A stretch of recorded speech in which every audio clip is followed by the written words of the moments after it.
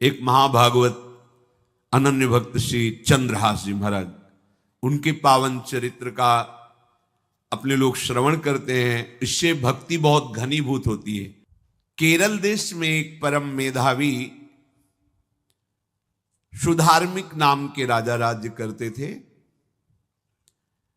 धर्म पूर्वक चलना, प्रजा का पालन करना और भगवान नाम जप करना, शास्त्र विधि से बिल्कुल कभी प्रतिकूल एक भी आचरण जीवन में नहीं किया। तो उनके यहां महाभागवत चंद्रहास जी का प्रादुर्भाव होता है।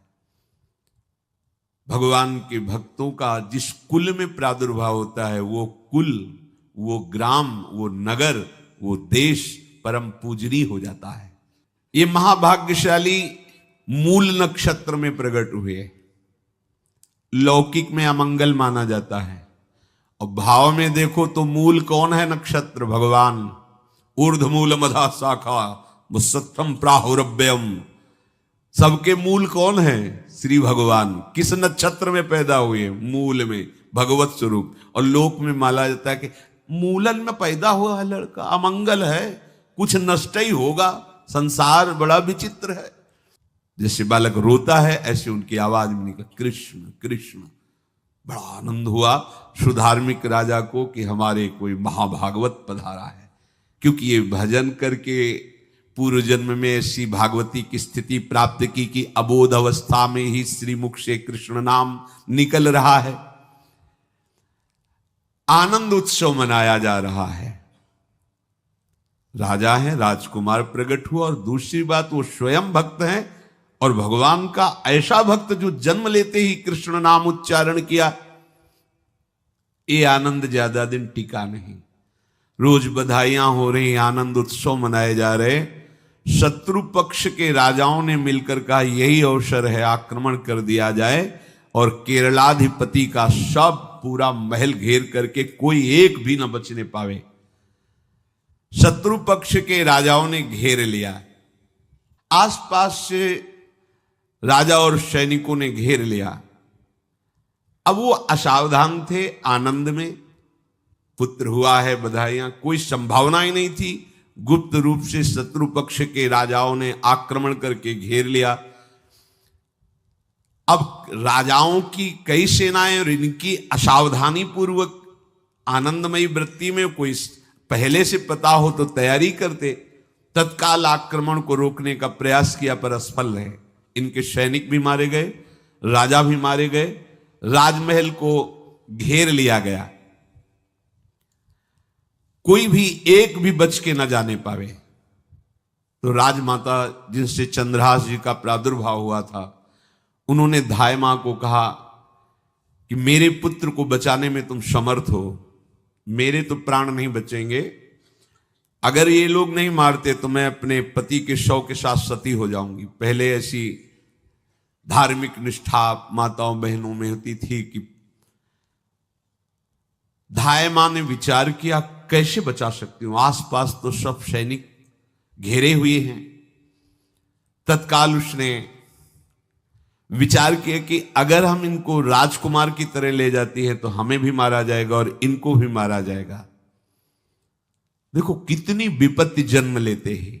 कोई प्रश्न कर सकता है कि महाभागवत जिनके घर में प्रकट हो तो वहां धन वैभव सुख संपत्ति बढ़नी चाहिए, यहां तो जन्म से ही जैसे वहां माता पधारी,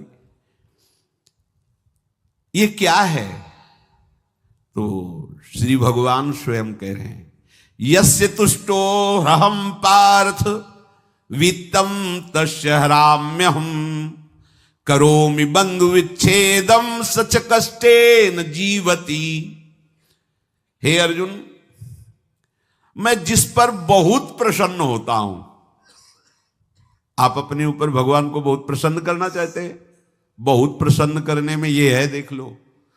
कह रहे जिस पर मैं बहुत प्रसन्न होता हूं, सबसे पहले उसका ऐश्वर्य नष्ट करता हूं। फिर क्या करता हूं? फिर बंधु बांधवों का, फिर क्या करता हूं? असाध्य रोग उसके शरीर में। बोले महाराज जी तुम प्रसन्न हुए हो कि पूरे के पूरे नाराज हो गए हो? बोले यही मेरी प्रसन्नता है। क्या? माया का नाश। अब एकमात्र भरोसा केवल भगवान का, दूसरा कोई नहीं।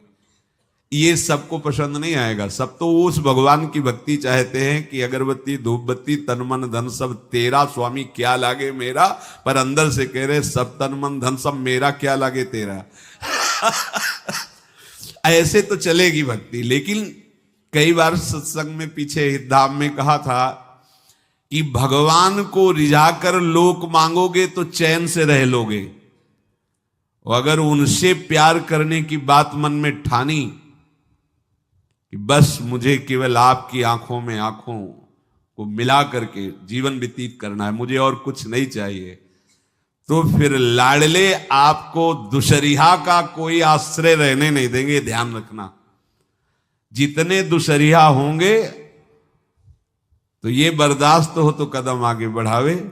बहुत प्रसन्न हो जाओ ठाकुर हम पे तो कह रहे यस्य तुष्टो ह्रहम पार्थ वित्तम तस्य हराम में हम करोमि बंधु विच्छेदम सच कष्टेन जीवती।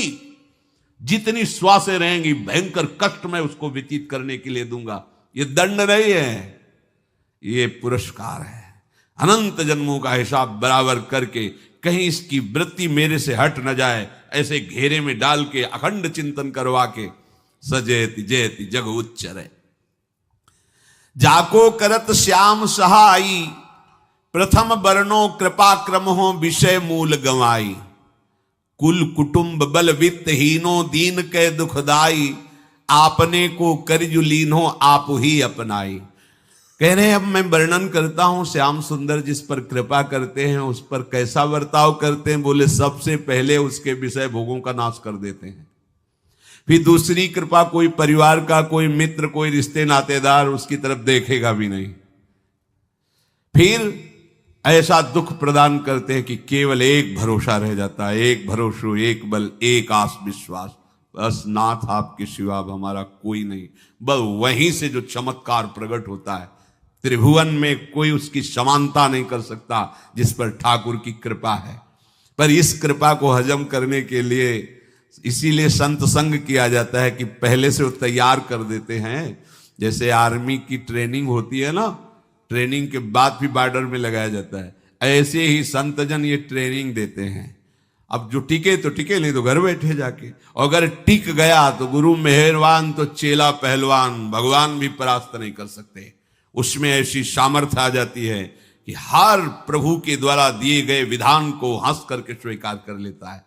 और ऐसा नहीं कि उसको कष्ट होता है, ये लोक भाषा में भगवान कह रहे हैं सच कष्टेन जीविता। नहीं तो जिस चिदानंद में वो सुख भोगता है वो ब्रह्मा को भी नहीं प्राप्त है जो भक्त को प्राप्त होता है। भक्त का वैभव दिव्य होता है, चिदानंदमय होता है। ये तो पापियों के पास भी वैभव है, रुपया पैसा कुटुंब परिवार। भगवान के दास के पास जो वैभव होता है वो अचिंत्य है, तुम चिंतन भी नहीं कर सकते, ऐसा वैभव होता है। धाय माने सेविका का रूप तत्काल लिया, जैसे पोछा झाड़ू लगाने वाले, और कुछ दोने पत्तल डाले, उनके नीचे चंद्रहास जी को डाला, ऊपर से करके इसे माथे पे रख के निकली। सैनिकों ने पूछा इसमें क्या है, तो उनका राजघराने के दोने पत्ते जूठे दिखा। ऐसे नीचे किया तो देखा सब ऊपर जूठन पड़ा। हाँ चल निकल जल्दी, भाग यहां से निकल। बस वो भागी, बचा ले गई। वो कुंतलपुर पहुंची और वहां के जो मंत्री दृष्ट बुद्धि थे उनसे प्रार्थना की कि मैं सेवा कला में बड़ी प्रवीण हूं और ये मेरा पुत्र है, अगर आपकी कृपा हो जाए तो कुछ समय के लिए हम आपकी सेवा में, महल सेवा में रहेंगी और हमारे पुत्र का पालन पोषण हो जाएगा।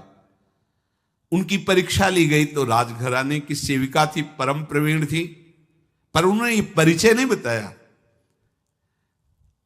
विधि विधान से राज्य की सेवा में प्रवीण दासी पाकर उसको अच्छा लगा, ठीक है आप रह सकती है। अभी चंद्रहास जी 3 वर्ष के ही थे कि धायमा पधार गए और ये हर समय कृष्ण कृष्ण कृष्ण कृष्ण कृष्ण नाम इनके चलता रहता था। अब जो उनका दुलार करने वाली थी धायमा, वो भी पधार गई तो कौन उनकी तरफ देखे। पर बहुत ही गौर वर्ण, बड़े ही सुंदर, अब वो गलियों में भटकने निकाल दिया महल से जब धाय माँ मर गई, क्योंकि धाय माँ की सेवा के कारण उनको रखा गया।